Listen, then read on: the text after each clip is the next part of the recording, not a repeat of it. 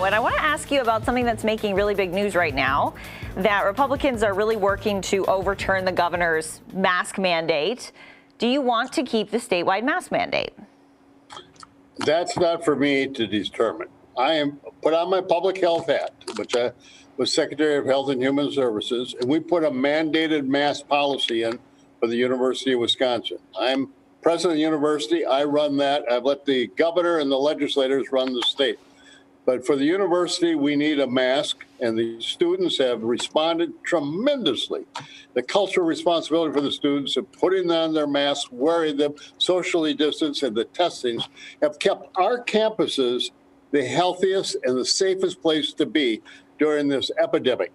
Our positive rate is down at 1% on all of our campuses, 1%, while the state is at 20%. That just shows you what a great job the university, the students, the faculty, and the administration is actually doing to keep our campuses safe. And I'm going to keep doing that.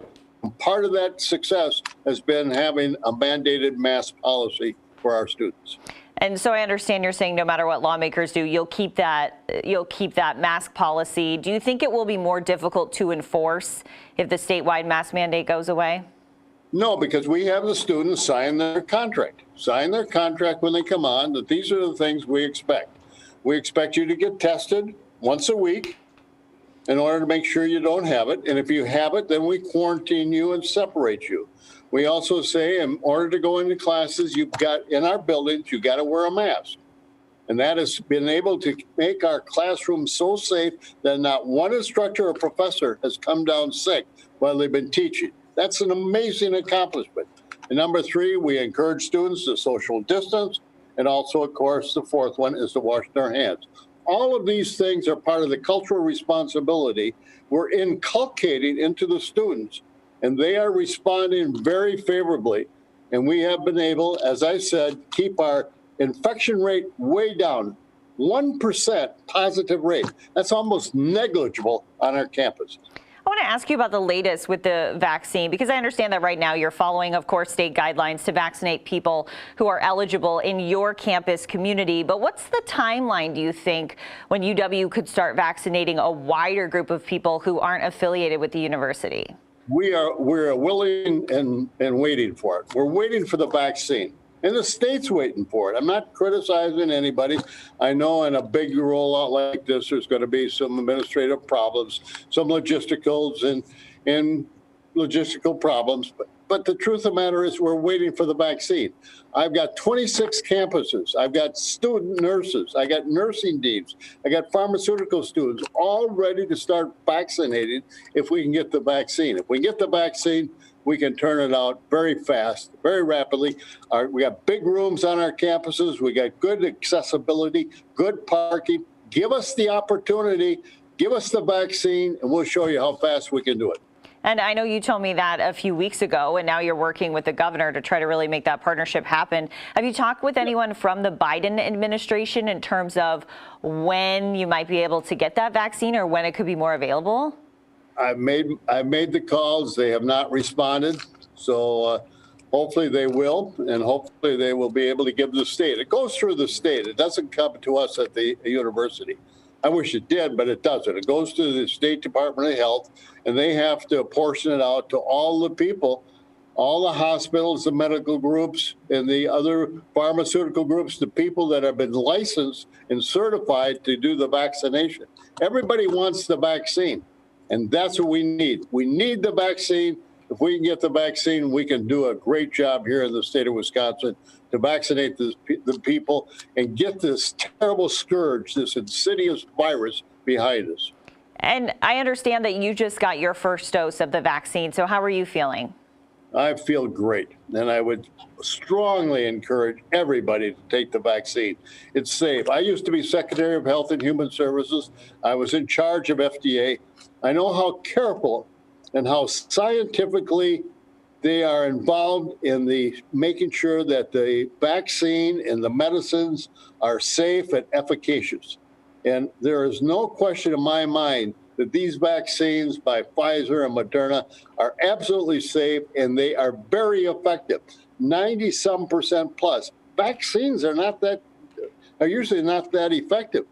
These two vaccines are very effective. And the sooner we can get the vaccines into people, the sooner we can protect our individual citizens and residents and students and get everybody back to working and back in school.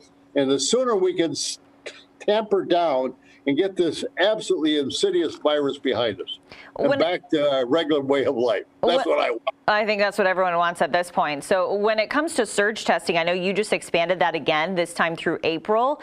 This is in partnership with the federal government. What have you learned from the data that's coming out of this surge testing? We have found many things, Adrienne, but first I want to tell you that we were chosen by the federal government, the only ones, the only university system in the country and the only state that has been able to get this extra testing capacity, which we call the surge capacity. We set it up beyond our colleges and universities and campuses. We set it up in the communities, and it has been tremendously effective. And the people have responded, writing great letters, being on the radio and television. This is fast, it's effective, and I'm so happy the university is doing this. But I want everybody to know the federal government has given us over $50 million to do this surge capacity. And they just gave us an additional 160,000 tests so we can continue the surge testing up through Easter. And I'm so happy about that. And I think it's going to pay great dividends for the people of this great state.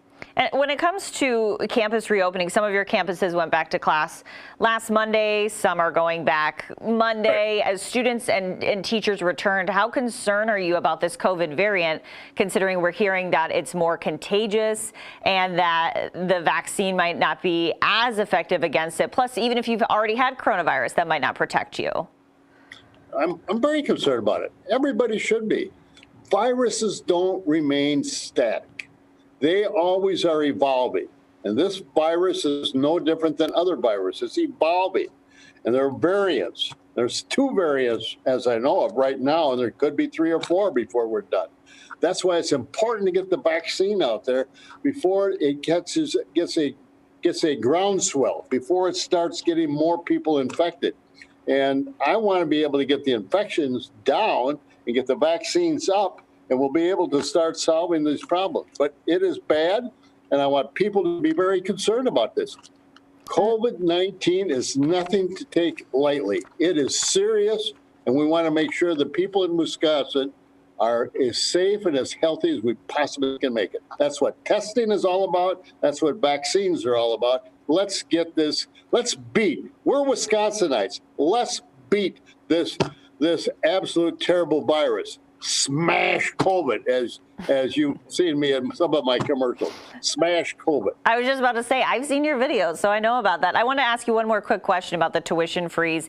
You said that you're not pursuing a lift on the tuition freeze because the Republicans say it won't happen and it would be bad for your budget proposal. That being said, between the tuition freeze and the hit the system has taken from COVID, just like schools across the country, what's your next move to make sure that UW survives this financially?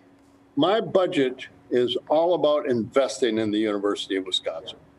I want the University of Wisconsin, I want people in the state of Wisconsin to think of the University of Wisconsin as this great asset, and that we're there to solve problems like we are with vaccines, like testing, so on. We want people to recognize the university is very valuable, and it is very valuable. Next to our people, it is the best asset we have in this state, and I want people to know that.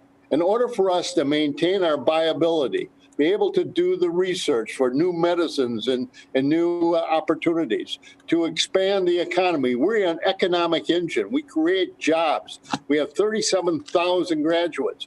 And in order for us to keep doing our job, educating the students and the leaders of tomorrow, we need an investment in this great institution called the University of Wisconsin. That's what my budget is all about, investing in the university, investing in your children's leadership and education, investing in the future of Wisconsin. All right, Tommy Thompson, thank you. Good luck. Thank you very much. Good luck to you.